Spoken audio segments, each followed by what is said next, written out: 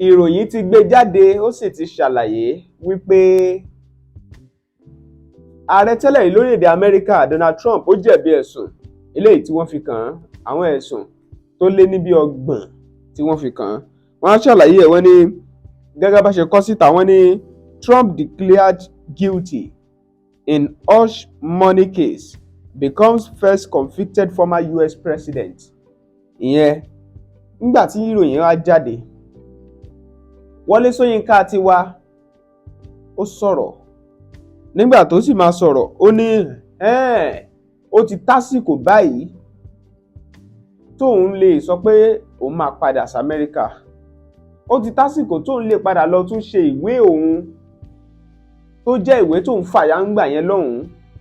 Ìyẹn ìwé ilẹ̀ Amẹ́ríkà tó fi ń wọlé jáde tó fi jọmọ tí wọ́n fàyè gbà lọ́hùn-ún. Ó wá ṣàlàyé, ó ní pẹ̀lú gbogbo ibi tọ́rọ̀ dé yìí ó lóun lè padà bó ṣe sọ̀rọ̀, ó ní I may reapply for restoration of my U.S Green Card over Trump's guilty verdict. Ìyẹn ni pé ìwé ìgbélùú tó ní lọ́hùn tó ń fara yẹn ó lè padà wá tún lọ gbà padà nígbà tí ìdájọ́ ti wáyé tí wọ́n sì ti fìdí Donald Trump hàn. Bẹ́ẹ̀ bá gbàgbé, àìmọye ìgbà ni a ti ń gbọ́ oríṣiríṣi ọ̀rọ̀ tó ń jáde tẹnu sì ń kùn Donald Trump. Ìyẹn jẹ́ lára àwọn ìròyìn tó jáde tí mo sì ní ń kà á jáde fún yín kí n sì yànnà náà. Kò wá mọ́ síbẹ̀ yẹn nìkan, ṣe rí ọ̀rọ̀ burúkú tó ń tẹ̀rín. Wọ́n lóhun tó bá yẹni ló yẹni, ó kún ọrùn ìyádìẹ, tó bá dẹ̀ yádìẹ kò lè yẹn tó fà á. Ọkùnrin kan oníṣòwò ni wọ́n pè é, wọ́n ní ó ń bọ́mọ rẹ̀ obìnrin 2 lájọṣepọ̀, ọmọ tó ń fún rẹ̀ finú ara rẹ̀ bí.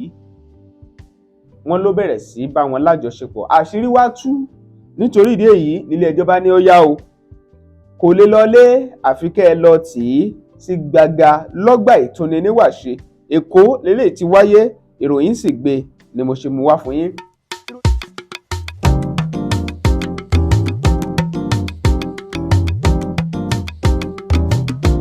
Òní lónìí jẹ́ wọn gbọ́ mi o, ẹni máa kú ìyẹn pàdé ẹni máa sin. Ọba dúró dè mí ọ̀jẹ̀ ń bọ̀ sọ mi o, òtútù yìí mú ẹ bá mi wáyà mi lọ. Ọ̀rọ̀ yìí ń bẹ́ mi ta ló fa buké lóyún. Abuké wádìí ẹ̀yìn ó di sáyà gẹ̀ǹgẹ̀. Ṣòkòtò tí ń ṣiṣẹ́ àrán oko ní ń gbé. Kọ́dákọ́dá ìpalá mọ́là oko. Kí lalákọ̀wé ń ṣe ní kóòtù ọdẹ wò. Máa yọ̀wọ́ lọ́rọ̀ mi. Bàbá máa yọ̀wọ́ lọ́rọ̀ mi. Bàbá máa yọ̀wọ́ lọ́rọ̀ mi. Bàbá máa yọ̀wọ́ lọ́rọ̀ mi. Dàkún máa yọ̀wọ́ rẹ lọ́rọ̀ mi. Bàbá máa yọ̀wọ́ lọ́rọ̀ mi. Dàkún máa yọ̀wọ́ rẹ lọ́rọ̀ mi. Bàbá máa yọ̀wọ́ lọ́rọ̀ mi. Ìròyìn kan tún wá wà tó farapẹ́. Ìyẹn ní tiẹ̀ ó sọ̀rọ̀ nípa ọkùnrin kan tọ́wọ́ náà bà ní iléeṣẹ́ ọlọ́pàá olórawọ́ tó wọ́n lọ́mọ rẹ̀ ọmọ ọdún 5 ó fẹ́ lọ tà ní 1.5 million naira. Ó ṣe yín ní hà, ó ṣe yín ní in, ó ṣe yín ní àìn. Ìyẹn fi hàn wá wípé ìṣẹ̀lẹ̀ burúkú tí ń ṣẹ̀ ní gbogbo ìgbà tí ò yẹ ká máa bá lọ́wọ́ àwọn bàbá ọmọ. Ó dáa, àwọn kan ní ṣerú eléyìí sì fẹ́ jèrè ọmọ. Èrè ẹ̀ náà ló fẹ́ lọ gbà yẹn, ṣèbí tó bá ti tà èrè ẹ̀ 1.5 million yẹn ó ti tó. Torí ìròyìn yẹn ṣàlàyé pé òṣìṣẹ́ ìjọba ló pe rẹ̀, ó fọgbọ́n gbé ọmọ yẹn kúrò lọ́dọ̀ ìyá rẹ̀, ó wá lóun máa lọ gbé fún àǹtí nǹkan tó jẹ́ obìnrin pé òun ni ó máa bóun bójútó ọmọ òun ọmọ ọdún 5 yẹn. Ṣùgbọ́n nígbẹ̀yìngbẹ̀yìn ọwọ́ bà á nígbà tí ọlọ́pàá bẹ̀rẹ̀ sí fi ń fínlẹ̀. Òun ló sì jẹ́ wípé àwọn ọlọ́pàá tẹ̀ ń wò yẹn tí wọ́n bá ṣe tán láti ṣiṣẹ́, wọ́n á ṣiṣẹ́ wọn lójú méjèèjì táwọn èèyàn ó sì rí èsì ẹ̀. Ìyẹn bẹ́ẹ̀ ó gbọ́ títà ó jókòó. Yàtọ̀ sí ọ̀rọ̀ tó ní ṣe pẹ̀lú ìwà burúkú táwọn òbí hù sọmọ wọn tí mo mú ròyìn ẹ̀ wá yẹn, ìkáyàsókè bẹ́ sílẹ̀, rògbòdìyàn títa ni ká ṣe. Wọ́n lọ́ba ìpé méjì ńlù la máa gbọ́. Wọ́n ní dírẹ́bà ọkọ̀ ò sì gbọ́dọ̀ pé méjì, ṣùgbọ́n báyìí wọ́n ti pé méjì kódà. Ọ̀rọ̀ wa ń hó hẹ ní ìpínlẹ̀ Kánò. Bẹ́ẹ̀ bá gbàgbé ìròyìn tó ti jáde ṣáájú nípa Báyérò tí wọ́n ti ní ó yá kó forí àpèrè emir lẹ̀ nílùú Kano kí Sanusi tó ti jẹ emir ńgbà kan tí wọ́n yọ kúrò bí ẹ ń yọ jìgá kó padà orí àga náà nígbà ó sì ti wá padà ń sìn tèmi ti ń tòótọ́ ń ṣe ni ọ̀rọ̀ bá ń hẹ nígbà tí oníròyìn Bayero àti oníròyìn Sanusi tí wọ́n fìròyìn síta. Oníròyìn Sanusi sọ fún àwọn aráàlú wípé kí wọ́n pàdé àwọn o kán pàdé òun o ní mọ́sálásí táwọn ó ti kírun jímọ̀ mọ́sálásí táwọn ó ti kírun jímọ̀ níbi tí òun ó ti máa léwájú òun. tèmi tí tòótọ́ bí wọ́n ti sọ yẹn tán ni ti oníròyìn Bayero náà bá jáde ló bá sọ bẹ́ẹ̀ fáwọn aráàlú. eléyìí gan ló ń ó hẹ tó sì mú káwọn èèyàn sọ pé irú kí wá leléyìí. tèmi tí tòótọ́ awuyewuye ṣe ń lọ lórí ẹ̀ ìforígbárí sì ń wà bí ìròyìn bá ṣe ń lọ àwọn mọ̀ mú tó yín létí. ìyẹn fi hàn wípé nǹkan ti ń pa kaṣọ. Yorùbá sì sọ̀rọ̀ wọ́n sọ pé ohun tó yẹni ló yẹni okùn ọrùn ìyadìẹ wọ́n ní bó bá wá yadìẹ ńkọ́ kò lè yẹni tí ń fà á. àjọ kan tí ń fúngun mọ́ sísowó òlú rándanràndan kúmọkùmọ tá a mọ̀ sí EFCC wọ́n ti ráwọ́ tó àwọn bíi 40 tí wọ́n lu jìbìtì lójú òpó ayélujára. wọ́n ní iṣẹ́ táwọn èèyàn láàyò ó ní kí wọ́n máa lọ tọwọ́ bowó olówó kí wọ́n lu àwọn ènìyàn ní jìbìtì kí wọ́n gbá wọn lójú òpó ayélujára kí wọ́n fẹ́ lòmíì lórí kán fọ̀dà kàn. ṣùgbọ́n látara ìfúnmífínlẹ̀ àjọ EFCC tí ń fúngun mọ́ sísowó ìlú báṣubàṣu wọ́n ní ọwọ́ tẹ̀ wọ́n. onírúurú àwọn nǹkan ni wọ́n gbà kúrò lọ́wọ́ wọn. fóònù eléyìí tó jẹ́ ayárabíàṣá smartphones kò lóǹkà. kódà àwọn nǹkan tó ní í ṣe pẹ̀lú láptọ́ọ̀pù alágbélétan tó ń tàwọn míì ni wọ́n mú wọn fún. ìròyìn yẹn ṣàlàyé ọ̀rọ̀ ó lákàkì.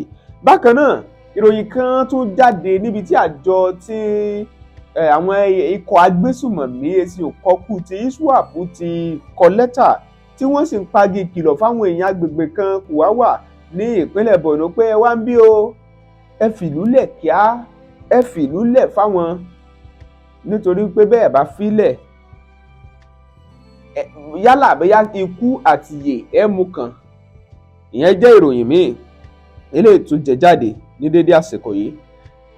ààrẹ orílẹ̀-èdè Nàìjíríà Bọ́lá Ahmed Tinubu ti jáde síta ó sì ti sọ wípé òun ṣetán báyìí nítorí pé sàkátà pàrà ń là síntọ́. wọ́n ní ojú àfọ̀ọ̀fọ́ tán ìjà ní dálẹ̀ o.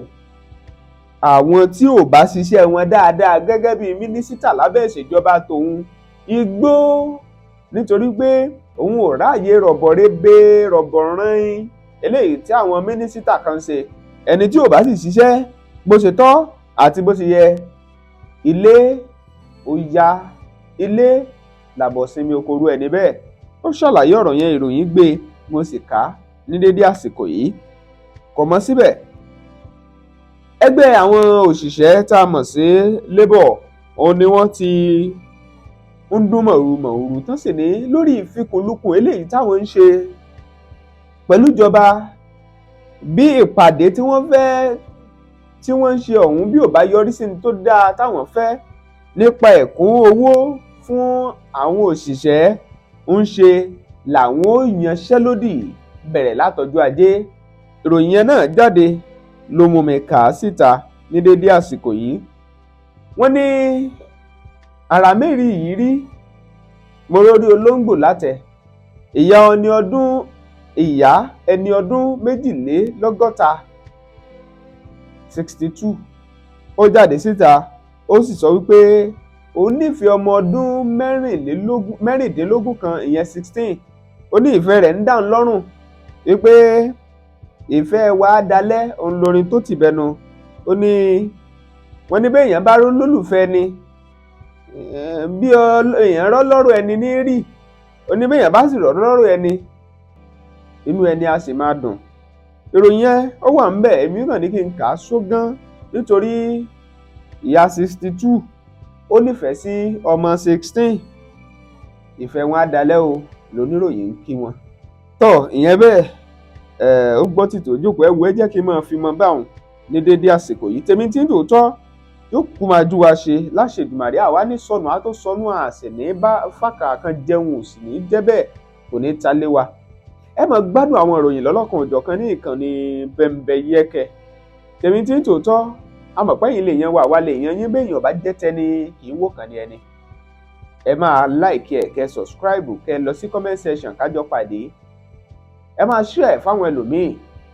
lóní Bẹ́mbẹ́yẹ́kẹ́.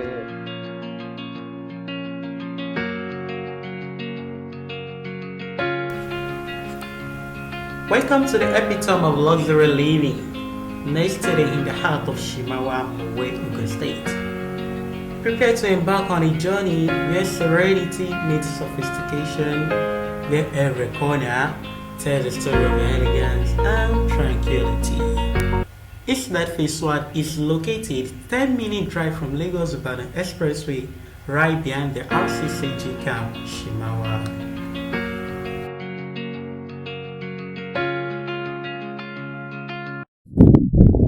Yeah, you are welcome. Yeah, can you tell me? Wow.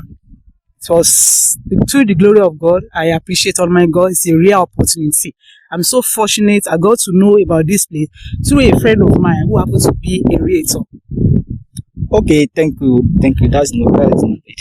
Then, can you tell me how do this property along with your reference? Oh, wow. It's such a comfortable and a nice place for me. I appreciate its accessibility to many amenities that is very close. It's a wonderful place that so much appreciate. Okay, that's good. Can you let me know what are the documents about purchase properties? I really appreciate, like I said, immediately I purchased this place, I was given the receipt for the sales of a 500 meter scale meter. Also, I also got a deed of assignment. I was given deed of assignment with no effect. Also, I was also given a survey plan and at the same time a contract of sales from them with immediate effect. So I so much thank you God for this rare opportunity.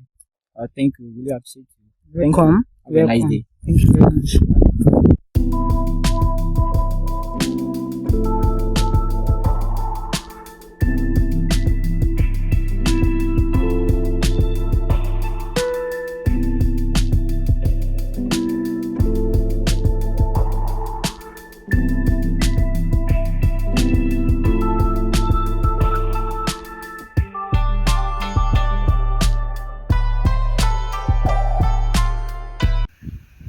Hello everybody, I welcome you to the allocation activities of today at Islet Phase 1, and I'm using this medium to congratulate every property investors. Let me call them smart investors for their kind and wise decision they make, because it's never been easy getting a property at this kind of location at Shimawa. It comes with a high price, and as we all know, development is all going. We have some other kind of properties as smart homes and properties. We have some of our estates, some are already developing, while some are even sold out.